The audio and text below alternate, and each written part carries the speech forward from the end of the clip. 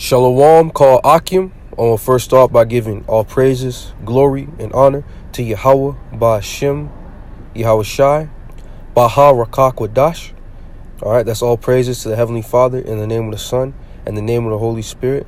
Shanyak Abad Laha Zakwanium Shal Yasha Allah. Double honors to the elders of Israel, alright, which are the elders at Great Millstone. Alright, they rule well and they taught us this truth. Alright, and Shalom wa Barakim Lahasaka Dawada. Peace and blessings to the tabernacle of David, alright, which the Lord Yahweh Shai is raising up in these last days. Alright. And because I said that, I just want to read the scripture right here. This is the book of Acts, chapter 15. Alright, and it says,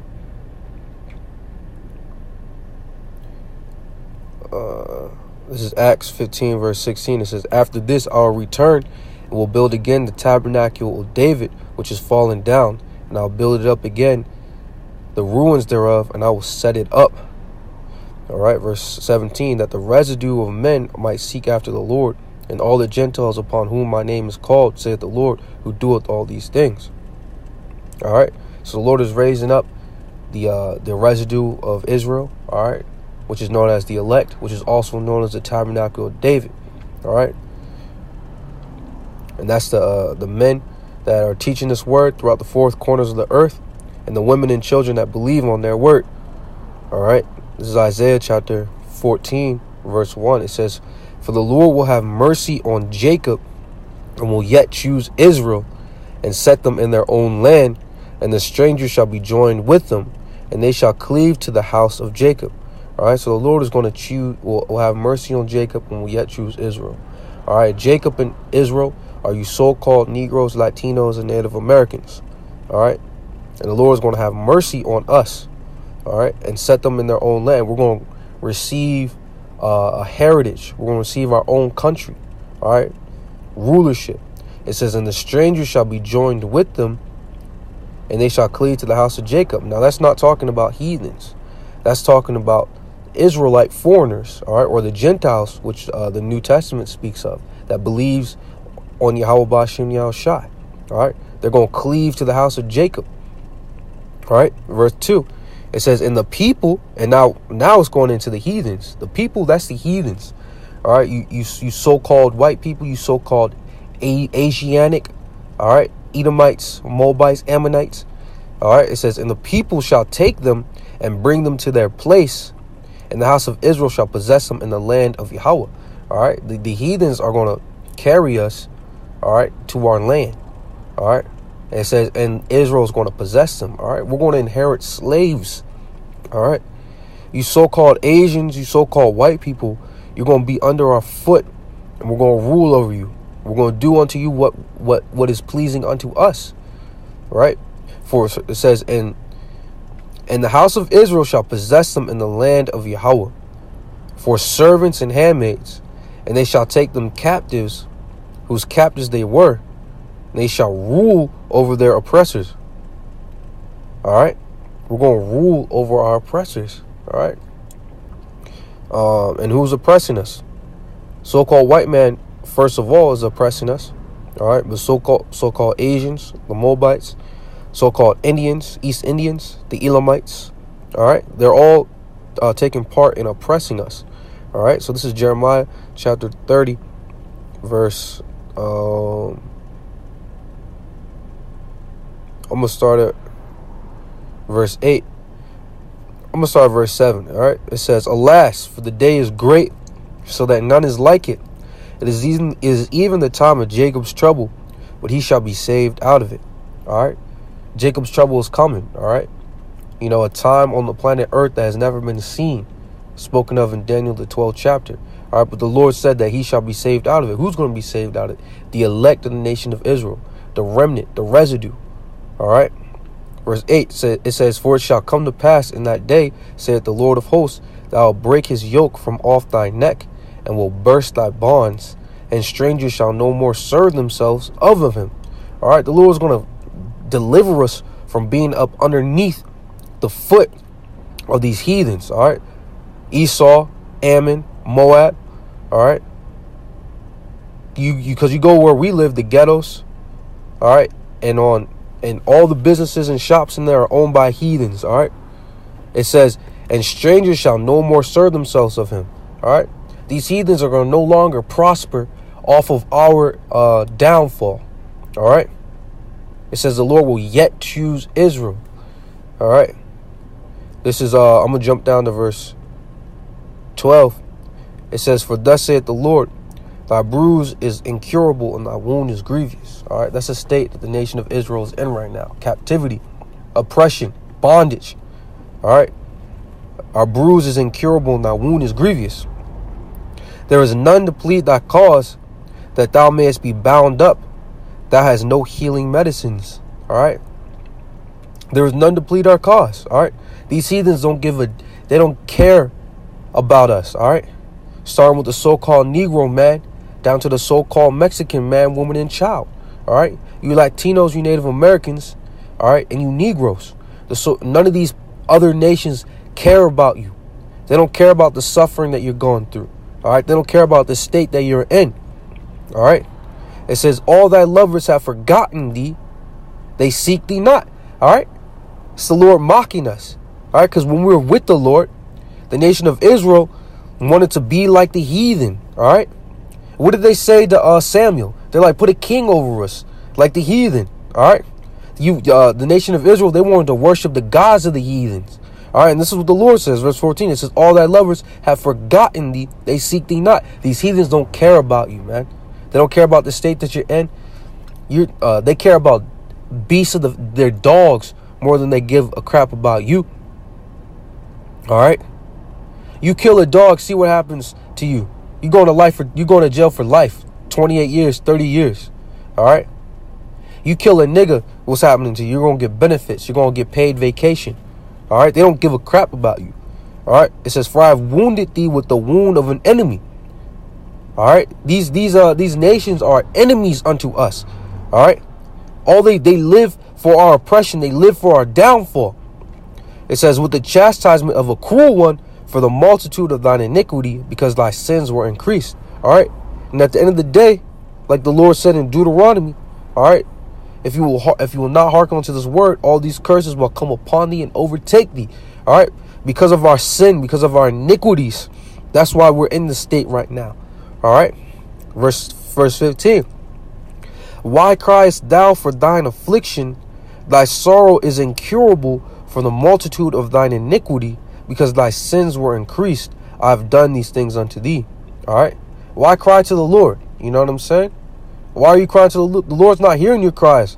All right. Because you earned this. You're in this captivity because you sinned against the Lord.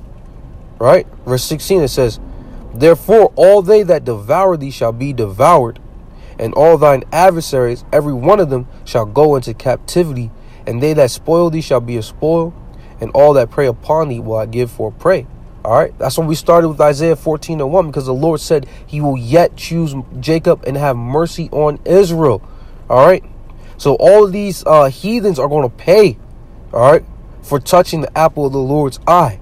It says all thine adversaries, they that devour, let's read it again. Jeremiah 30:16. Therefore, all they that devour thee shall be devoured. All right. Who came over to the Americas, North, Central, and South America, raped, robbed, murdered, pillaged. All right. Attacked with disease and pestilence to the indigenous people, known as the Northern Kingdom. All right. Of the nation of Israel. Okay. That's an example of devourer. All right. Who grabbed the dark-skinned tribes, the Judah, Benjamin, and Levi from the west coast of Africa, packed them up like sardines and took them over to the Americas where the Northern Kingdom was, and just rule over them with rigor. All right. That's an example of being devoured. All right. The scriptures say that, let me see if I can find that. I think it's Jeremiah 50.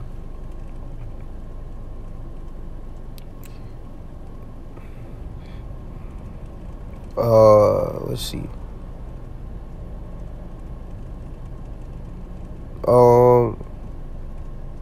Salaki, I can't find it.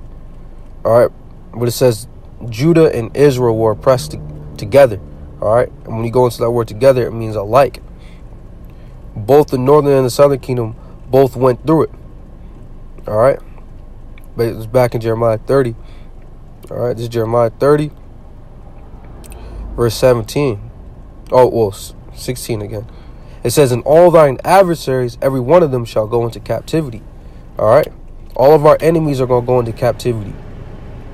"And they that spoil thee shall be a spoil, and all that prey upon thee will I give for a prey." All right. And it's documented history who preys upon the nation of Israel. Verse 17. It says, "For I will restore health unto thee, and I'll heal thee of thy wounds, saith the Lord. Because they called thee an outcast, saying, This is Zion, whom no man seeketh after." All right. The Lord is going to heal us. He's going to restore us. All right. I'm going to go back to this, but let me get this real quick. This is Malachi chapter 4, verse 1. It says, "For behold, the day cometh that shall burn as an oven, and all the proud, yea, and all that do wickedly shall be stubble. And the day that cometh shall burn them up, saith the Lord of hosts, that it shall leave them neither root nor branch." All right. All that do wickedly and all the proud. That's starting with Esau, Edom. All right. And all the rest of the heathen. All right. They're going to burn like an oven for their sins and atrocities that they did upon the earth. All right. And the Lord said, "And I'll leave them neither root nor branch." All right. The nation of Edom is going to be cut off forever. Thus saith the scriptures. All right.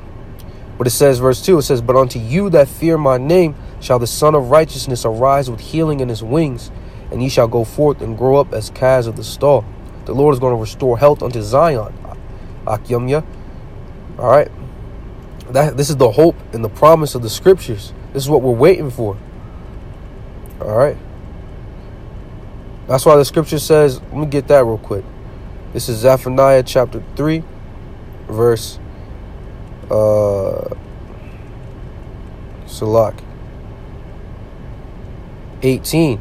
"Therefore wait ye upon me, saith the Lord." That's right. We're supposed to wait for our power, our Lord, Yahweh Ba'ashem, Yahweh Shai. All right. We're supposed to wait upon our Lord. "Therefore wait ye upon me, saith the Lord, unto the day that I rise up to the prey. For my determination is to gather the nations, that I may assemble the kingdoms, to pour upon them my indignation, even all my fierce anger. For all the earth shall be devoured with the fire of my jealousy." All right. Our power, our Lord, is jealous over the nation of Israel. All right. He cares about the state that we're in. The heathens, they don't care about the state that we're in. But the Lord, Yahweh Ba'ashem Yahshai, cares about the state that we're in. All right. And the Lord is going to plead for us. All right. The Lord is going to devour them with the fire of his indignation. That's the thermonuclear missiles. All right. That's the fire from the chariots. All right, Lord, will we be part of the elect? It says, "Only with thine eyes shalt thou see the reward of the wicked." All right. We're going to be in the chariots of the Lord, watching this whole earth burn up for all of the wickedness that was done to us. All right. Because the Lord loved us. The Lord only knew us. The Lord chose us. All right.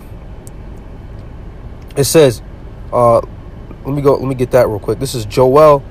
It's the book of Joel, chapter 3. All right.